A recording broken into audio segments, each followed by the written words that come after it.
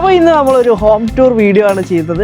അപ്പോൾ home tour video എന്ന് പറയുമ്പോൾ നിങ്ങൾ വിചാരിക്കും ഹോം ടൂർ എന്ന് പറഞ്ഞിട്ട് പുതിയ വീട് എവിടെ, തറവാടാണല്ലോ. അപ്പോൾ ഇത് നമ്മളെ ആദ്യത്തെ തറവാടാണ്. അപ്പോൾ നമ്മൾ ഈ തറവാടിൽ നിന്ന് പുതിയൊരു ഭവനത്തിലേക്ക്, നമ്മളെ ദ്വാരക ഭവനത്തിലേക്ക് മാറിയിട്ട് കുറച്ചായിട്ടേ ഉള്ളൂ. അപ്പോൾ അതിൻ്റെ വിശേഷങ്ങളാണ് ഇന്ന് നിങ്ങളുമായിട്ട് പങ്കുവയ്ക്കുന്നത്. അതിൻ്റെ എന്തൊക്കെ ആണ് നമ്മൾ ചെയ്തത്, അതിൻ്റെ അകത്ത് എന്തൊക്കെയാണ് നമുക്ക് എക്സ്പെൻസ് വന്നത്, പിന്നെ അതിൽ എന്തൊക്കെയാണ് നമുക്ക് ഉൾപ്പെടുത്താൻ പറ്റിയത്, എന്തൊക്കെയാണ് നമ്മൾ അതിന് വേണ്ടി ചെയ്തത്, അങ്ങനത്തെ കാര്യങ്ങളൊക്കെയാണ് ഈ ഒരു വീഡിയോൻ്റെ അകത്ത് നമ്മൾ പറയാൻ ഉദ്ദേശിക്കുന്നത്. അപ്പോൾ ഡീറ്റെയിൽ ആയിട്ട് നമുക്ക് വീഡിയോയിലേക്ക് പോകാം.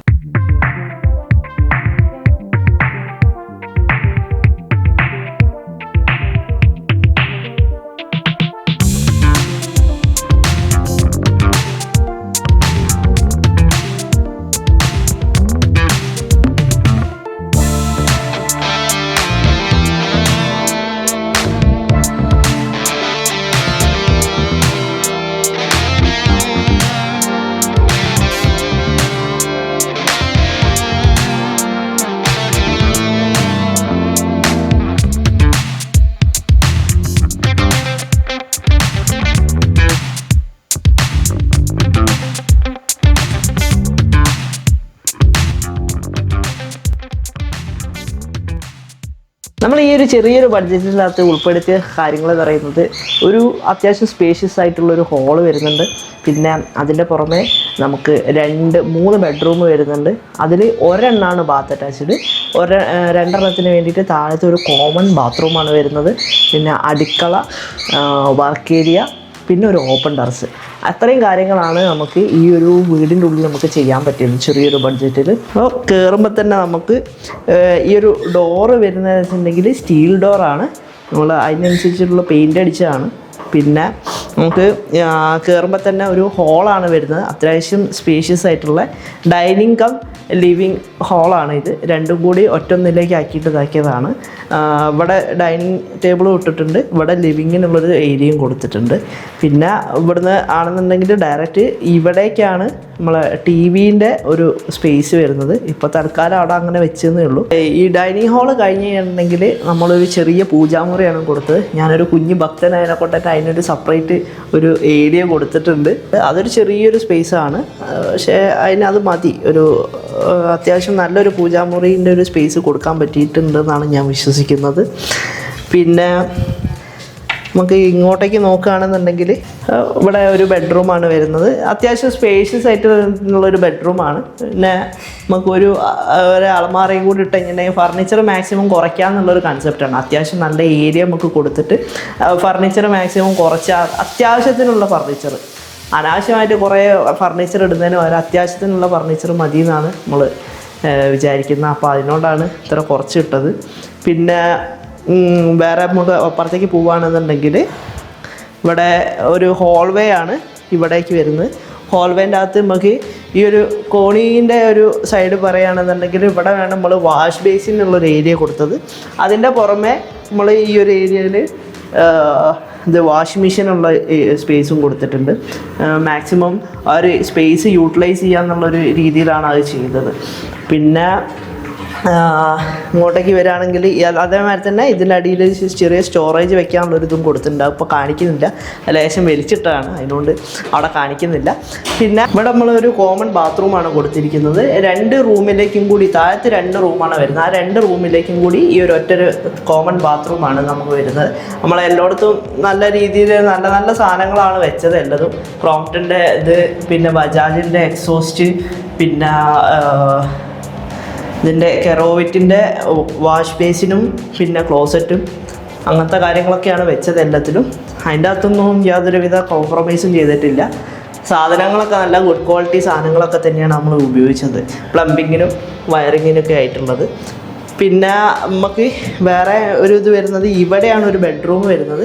ഇത് നമ്മൾ വീട് സെറ്റാക്കി വരുന്നതിനെ കൊണ്ട് തന്നെ കുറച്ച് സാധനങ്ങൾ അവിടെ സ്റ്റോർ ചെയ്ത് വെച്ചിട്ടുണ്ട്. അതിനോട് അത് തുറന്ന് കാണിക്കുന്നില്ല. മറ്റേതിൻ്റെ അതേ വലുപ്പം തന്നെ ഉള്ളൊരു ബെഡ്റൂമാണ്.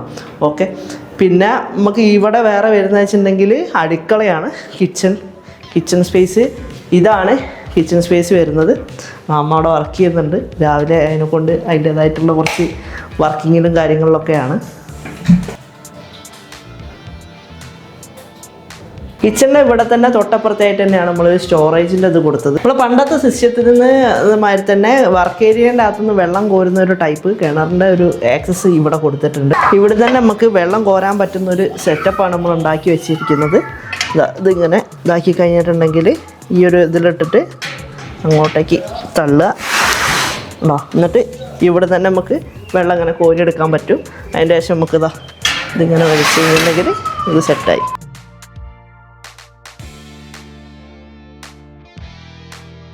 കുറേ കാലങ്ങളായിട്ടുള്ള കിണറാണ്, അപ്പോൾ അത് വെറുതെ നശിപ്പിക്കണ്ടല്ലോ എന്ന് കരുതിയിട്ട് ആ കിണർ തന്നെ നിലനിർത്തി പോകാമെന്നുള്ളൊരു മൈൻഡ് സെറ്റിലാണ് നിന്നത്. ഏകദേശം എനിക്ക് തോന്നുന്നു ഒരു 100-150 കൊല്ലത്തെ പഴക്കം കഥ പറയാനുള്ളൊരു കിണറാണിത്. അപ്പോൾ അതിനുകൊണ്ട് അതിനെ വെറുതെ നമ്മൾ ഒന്നും ചെയ്യാനൊന്നുമില്ല. പിന്നെ അതിൻ്റെ പുറമെ നമുക്ക് അമ്മി വെക്കാനുള്ളൊരു സ്പേസ് കൊടുത്തിട്ടുണ്ട്. ഇവിടെ കുറച്ച് സാധനങ്ങളൊക്കെ വലിച്ചു വാരിയിട്ടുണ്ട്, ഒന്നും കാര്യമാക്കരുത്, ഒക്കെ സെറ്റാക്കി വരുന്നേ ഉള്ളൂ. സ്റ്റെയർ കേസ് നമ്മളൊരു വുഡൻ ഫിനിഷുള്ള ടൈലാണ് കൊടുത്തിരിക്കുന്നത്. പിന്നെ അതിൻ്റെ പുറമെ നമ്മളൊരു ഹാൻഡ് റെയിൽ വെച്ചത് നമ്മൾ സിമ്പിളായിട്ടൊരു ഹാൻഡ് റെയിലാണ് ചെയ്തിരിക്കുന്നത്. വലിയ സംഭവമൊന്നും കാണിക്കാൻ അതിൻ്റെ മുകളിൽ ചെയ്തിട്ടില്ല. പിന്നെ ഇത് പറയുകയാണെന്നുണ്ടെങ്കിൽ മുകളിൽ ഇവിടെ ജനലിന് പകരം നമ്മൾ മുകളിൽ ഏറ്റവും ടോപ്പിൽ ബർഗോളയാണ് കൊടുത്തിരിക്കുന്നത്. അതിൻ്റെ മുകളിൽ ഒരു ഗ്ലാസും ഇട്ടിട്ടുണ്ട്. അങ്ങനെയാണ് ചെയ്തിരിക്കുന്നത്. ഇവിടുന്ന് നമ്മൾ ആ ഒരു ഈ ഒരു ഏരിയയിൽ ജനൽ വെച്ച് കഴിഞ്ഞാൽ തന്നെ ഞാൻ പോയി കഴിഞ്ഞാൽ പിന്നെ അമ്മയാണ് ഇവിടെ ഉണ്ടാവും. അപ്പോൾ അമ്മയ്ക്ക് ഇവിടെ വൃത്തിയാക്കൽ, പിന്നെ ഇത് തുറന്നിടുക, അടയ്ക്കുക, അങ്ങനത്തെ കാര്യങ്ങളൊന്നും ചെയ്യാൻ പറ്റില്ല. അപ്പോൾ ഒരു അനാവശ്യ ചിലവായിട്ട് ആണ് എനിക്ക് തോന്നിയത്. അപ്പോൾ അതിനെ കൊണ്ടാണ് ഇത് മുകളിൽ ഈ ഒരു ബർഗോള കൊടുക്കാൻ കാരണം. അപ്പം അവിടെ തന്നെ നമ്മൾ എന്ത് ചെയ്തിട്ടുണ്ട്, ഗ്ലാസ് ഇട്ട് വെച്ചിട്ടുണ്ട്. പിന്നെ നമ്മൾ ഇങ്ങോട്ടേക്ക് വരികയാണെന്നുണ്ടെങ്കിൽ ഈ ഒരു ഏരിയയിൽ ചെറിയൊരു സ്പേസ് വേറെ കൊടുത്തിട്ടുണ്ട്. ഇവിടെ എന്തെങ്കിലും ഫർണിച്ചറും കാര്യങ്ങളൊക്കെ വെക്കാൻ വേണ്ടിയിട്ടുള്ള ഏരിയ ആണ്. പിന്നെ ഇവിടെ ഒരു അറ്റാച്ച്ഡ് റൂം വരുന്നുണ്ട്. ഇവിടെയാണ് ഒരു മെയിനായിട്ടുള്ളൊരു വേറെ ഒരു റൂം വരുന്നത്. അത്യാവശ്യം വലുപ്പം മറ്റേ താഴത്തെ ഇതിൻ്റെ നേരെ താഴത്താണ് ആ അടച്ചിട്ട റൂം വരുന്നത്. ആ റൂമും ഈ അതേ ഒരു വലുപ്പമാണ് വരുന്നത്. പിന്നെ ഇവിടെ നമ്മൾ ഒരു ജനലിൻ്റെ ഒരു ഏരിയ എന്ന് പറയുന്നത് നമുക്ക് ഇങ്ങനെ ആക്സസ് ചെയ്യാൻ പറ്റുന്നതാണ്. നമുക്ക് ഇവിടുന്ന് വേണമെന്നുണ്ടെങ്കിൽ മഴയൊക്കെ പെയ്യുന്ന സമയത്ത് മഴയൊക്കെ ആസ്വദിക്കാൻ പറ്റും. പിന്നെ അങ്ങനെ കുറച്ച് വെൻറ്റിലേഷൻ വേണമെന്നുണ്ടെങ്കിൽ ഇത് തുറന്നിട്ട് കഴിഞ്ഞിട്ടുണ്ടെങ്കിൽ അങ്ങനെയും പറ്റും. ഇങ്ങനെ രണ്ട് സൈഡിൽ നിന്നും നമുക്ക് വലിച്ച് എടുക്കാൻ പറ്റിയൊരു സാധനമാണ്. ഇതൊക്കെ നമ്മളെ എല്ലാ പണികളും നമ്മളെ ഫ്രണ്ട്സാണ് ചെയ്തിരിക്കുന്നത്. ഇത് നമ്മൾ കർട്ടൻ, ഇങ്ങനത്തെ ഒരു കർട്ടനാണ് ഇവിടെ ചെയ്തത്. കർട്ടൻ്റെ ഒരു ചെറിയ ഡിസ്ട്രാക്ഷൻ സൗണ്ട് ഉണ്ടാവും കേട്ടോ, അതെല്ലാവരും ഒന്ന് അഡ്ജസ്റ്റ് ചെയ്യണം. ഓക്കെ, നമുക്ക് ലൈറ്റ് ഇടാം. ലൈറ്റ് ഇടുമ്പോൾ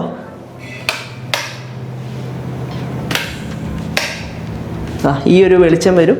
പിന്നെ അതിൻ്റെ പുറമെ നമ്മളിവിടെ ഒരു പ്രൊജക്ടറൊക്കെ സെറ്റ് ചെയ്തിട്ടുണ്ട്. പ്രൊജക്ടർ നേരെ അവിടെ വെച്ചിട്ട് അവിടുന്ന് നേരെ ഈ ഒരു വലിയൊരു ചുമരിലേക്കാണ് പ്രൊജക്റ്റ് ചെയ്യുന്നത്. ഈ ഒരു വലിയൊരു ചുമരിലേക്കാണ് പ്രൊജക്റ്റ് ചെയ്യുന്നത്. ഭാവിയിൽ നമ്മളത് സ്ട്രീമിംഗ് റൂമും ഗെയിമിംഗ് റൂമും ഒക്കെ ആക്കാൻ വേണ്ടിയിട്ട് പ്ലാൻ ചെയ്യുന്നുണ്ട്. അപ്പോൾ അതാണ് ഇതൊക്കെ ഉള്ളത്. പിന്നെ ഇവിടെയും ഒരു ബാത്റൂം വരുന്നുണ്ട് കേട്ടോ. ഇതാണ് ഇതിൻ്റെ ഒരു ബാത്റൂം വരുന്നത്. നമ്മളെ താഴത്തെ അതേ ഒരു സെറ്റപ്പ് തന്നെയാണ്. ആ ഒരു സെയിം പാറ്റേൺ തന്നെയാണ് ഫോളോ ചെയ്തിരിക്കുന്നത് എല്ലായിടത്തും.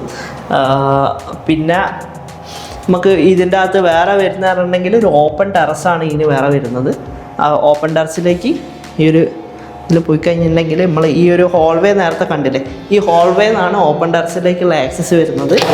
ഈ ഒരു ഇതിൽ നമ്മൾ ഇവിടെ നിന്നാണ് ആക്സസ് കൊടുത്തിരിക്കുന്നത്. ഓക്കെ, അപ്പോൾ ഇതാണ് വലിയൊരു ഏരിയ ആണ്. നമുക്ക് ഭാവിയിൽ വേണമെന്നുണ്ടെങ്കിൽ നമുക്ക് ഈ ഒരു ഏരിയയിൽ എന്തെങ്കിലും റൂമോ കാര്യങ്ങളൊക്കെ ഉണ്ടാക്കുകയൊക്കെ ചെയ്യാം. അപ്പോൾ നമുക്ക് ഇതിനൊക്കെ സെപ്പറേറ്റ് പ്ലാൻ ഉണ്ട്. നല്ല വെയിലാണ്, അതാണ് മുഖം ഇങ്ങനെ ചുളുങ്ങിപ്പോട്. നല്ല അടിപൊളി വെയിലാണ്. ഈ ഒരു ഏരിയയിലേക്കും നല്ല അത്യാവശ്യം സ്പേസ് ഉള്ള ഒരു ഓപ്പൺ ടെറസാണ് വരുന്നത്. ഇതിൻ്റെ അകത്ത് കുറേ കാര്യങ്ങളൊക്കെ ചെയ്യാൻ വേണ്ടിയിട്ടുള്ള പ്ലാൻസും കാര്യങ്ങളൊക്കെ ഉണ്ട്. അതാണ് ഇതിങ്ങനെ ഇട്ടേക്കുന്നത്. അല്ലാന്നുണ്ടെങ്കിൽ എന്തെങ്കിലുമൊക്കെ ചെയ്ത് ഷീറ്റൊക്കെ ഇട്ട് മറിച്ചേനെ. അപ്പോൾ ഇത്രയൊക്കെയാണ് ഇതിൻ്റെ ഡീറ്റെയിൽ ആയിട്ട് പറയാനുള്ളത്. പിന്നെ ഇതിൻ്റെ കോസ്റ്റ് കാര്യങ്ങൾ അങ്ങനത്തെ ഒക്കെ ഡീറ്റെയിൽ ആയിട്ട് പറഞ്ഞുതരാം.